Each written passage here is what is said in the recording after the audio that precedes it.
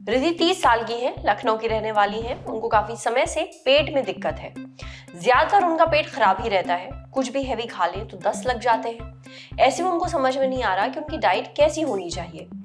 रिद्धि का इलाज तो चल रहा है, पर वो अपने खान पान को लेकर बहुत कंफ्यूज्ड है। पेट खराब होने के डर से वो बहुत चीजें खाना अवॉइड करती हैं, भले ही वो कितनी भी हेल्दी हो, जैसे कि दूध, चीज, दही। इस वजह से उनके शरीर में पोषण की कमी भी हो रही है। हाल फिलहाल में उन्होंने इंटरनेट पर ब्रैट डाइट के बारे में पढ़ा है, जो पेट की परेशानी से जूझ रहे लोगों के लिए बनाई गई है। रिद्धि जानना चाहती हैं कि ये डाइट क्या है और क्या ये पेट की खराबी को ठीक करने का काम कर सकती है। सुनिए डॉक्टर्स क्या कहते हैं। ब्रैट का मतलब अंग्रेजी में कहा जाए तो एक बिगड़ा हुआ बच्चा होता है। तकरीबन कुछ 100 साल पहले इस ब्रैट डाइट को इंट्रोड्यूस किया गया था उन बच्चों के लिए जिनका पेट खराब होता था। ब्रैट का यदि फुल फॉर्म समझें तो बी का मतलब होता है ब्रेड, आर का मतलब राइस, ए का मतलब एप्पल सॉस या एप्पल स्ट्यू और टी का मतलब होता है टोस्ट।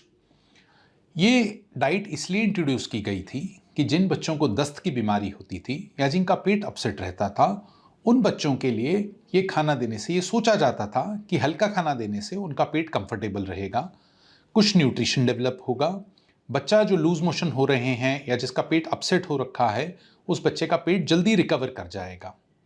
इस कंसेप्ट के साथ इस डाइट को इंट्रोड्यूस किया गया था। लेकिन पिछले कुछ सालों में इस बात को रियलाइज किया गया है कि ब्रैट डाइट देने का खास फायदा नहीं होता है। अगर ये डाइट 24 से 48 घंटे के लिए दी जाती है तो फिर भी टॉलरेट की जा सकती है, लेकिन उसके बाद सब्सिक्वेंटली ये बात नोटिस की गई है कि इस डाइट में ना तो कोई विटामिन की मात्रा होती है, ना कैल्शियम होता है, ना ही प्रोटीन होता है। तो इस वजह से आंत की जिस रिकवरी की हम चाह कर रहे हैं, वो आंत की रिकवरी भी उतने अच्छी तरीके से नहीं होती है। इसलिए for the past few years इस बात को देखा गया है कि हम ब्रैट डाइट से धीरे धीरे हटते चले जा रहे हैं। और जो आज सब की रिकमेंडेशन है, इंक्लूडिंग जो अमेरिकन एकेडमी ऑफ पीडियाट्रिक्स है, उसकी भी रिकमेंडेशन यही है कि पेट की बीमारी या दस्त की बीमारी के समय ब्रैट डाइट का बहुत ज्यादा कोई फायदा नहीं है। डॉक्टर साहब को तो यही कहना है कि ब्रैट डाइट पेट की खराबी या आंतों को ठीक करने में फेल है। साथ ही इसे लेने से शरीर को जरूरी पोषण भी नहीं मिलता। इसलिए अगर आप ये डाइट लेने की सोच रहे हैं तो जल्दबाजी ना करें। अपनी तसल्ली के लिए किसी एक्सपर्ट की सलाह जरूर लें। अब बढ़ते हैं सेहत के अगले सेगमेंट की तरफ, तन की बात। जानिए आपके पैर और एड़ियों में सूजन क्यों रहती है।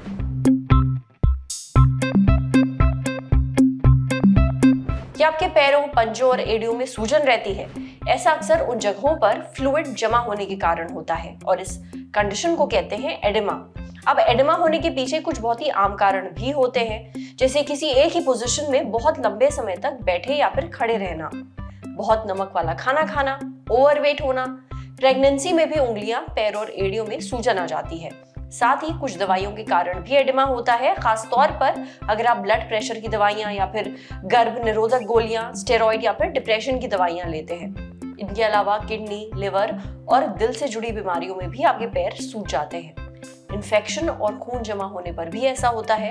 अगर आपको पैरों में सूजन के साथ बुखार या फिर कंपन हो रही है तो डॉक्टर की सलाह जरूर लें। समझे। अब बारी है सेहत के आखिरी सेगमेंट की, खुराक यानी झकास सी हेल्थ टिप। जानिए कोविड से ठीक होने के बाद अखरोट क्यों जरूर खाना चाहिए।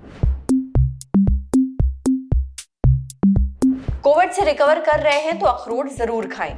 कोविड से अपने शरीर को ठीक करने के लिए omega 3 fatty acid, zinc, selenium, protein और विटामिन बी बेहद जरूरी होता है और ये सारी चीजें अखरोट में होती हैं। अखरोट को आप बादाम की तरह पानी में भिगोकर खा सकते हैं। आज सेहत पर इतना ही। अगर आप एक डॉक्टर हैं, हमसे कुछ शेयर करना चाहते हैं तो जो ईमेल आईडी इस वक्त आपको अपनी स्क्रीन पर दिख रही है, उस पर हमें एक मेल भेज दीजिए। ये वीडियो फेसबुक पर देख रहे हैं तो हमारे फेसबुक पेज को लाइक करिए, यूट्यूब पर देख रहे हैं तो हमारे चैनल को सब्सक्राइब करिए, बेल आइकन पर जरूर क्लिक कर दीजिए ताकि जब भी हम कोई नया वीडियो अपलोड करें तो उसका नोटिफिकेशन आप तक जरूर पहुंचे। शुक्रिया।